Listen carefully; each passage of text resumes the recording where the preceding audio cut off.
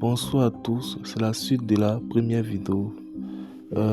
Ici, je vais traiter la notion de quantité de mouvement et théorème du moment cinétique dans un référentiel galiléen et non galiléen.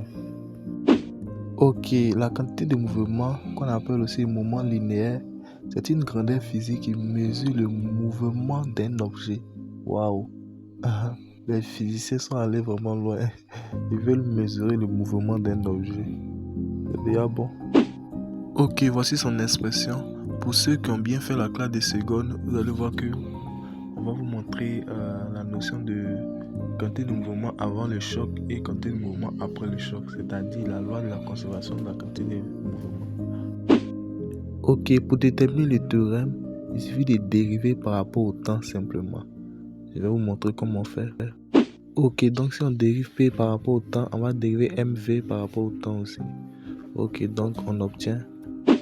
Ok, ça a été un peu plus vite. Normalement, c'est dérivé de M par rapport au temps multiplié par V plus dérivé de V par rapport au temps multiplié par M.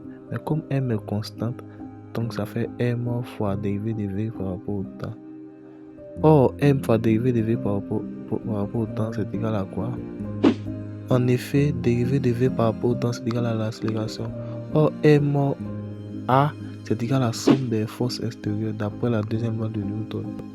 Ok, donc c'est ce qu'on peut tirer comme conclusion. Ok, merci d'être resté. Le moment cinétique mesure tout simplement à quel point un objet tourne autour d'un axe ou bien d'un point quelconque. Ok, le moment cinétique, on note ça L0, c'est égal à OM vectoriel, la quantité de mouvement. Or, la quantité de mouvement égale à MV. D'où, en conclusion, le moment cinétique est égal à OM vectoriel MV.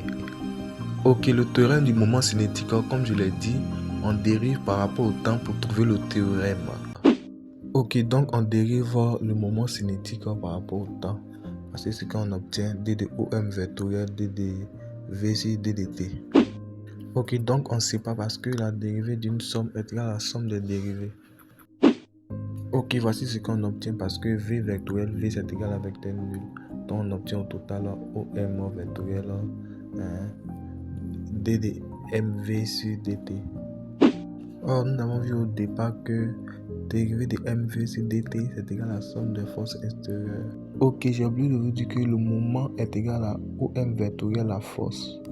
Voilà. Donc, le théorème du moment cinétique est la somme des moments de force extérieure. Ok, le théorème du moment cinétique permet de déterminer l'équation différentielle du mouvement. Voilà. Si vous asseyez bien pour retraiter l'exercice, vous allez voir que vous allez tomber toujours sur θ point plus G sur L sinus de θ égale à 0. Voilà, je vais donner l'énoncé de l'exercice complètement. Ok, donc voici l'énoncé de l'exercice. Vous pouvez refaire, vous allez voir que vous allez tomber sur la même chose. Ok, merci d'avoir suivi la vidéo.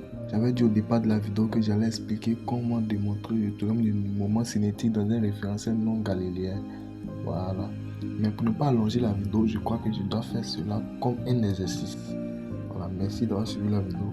A plus.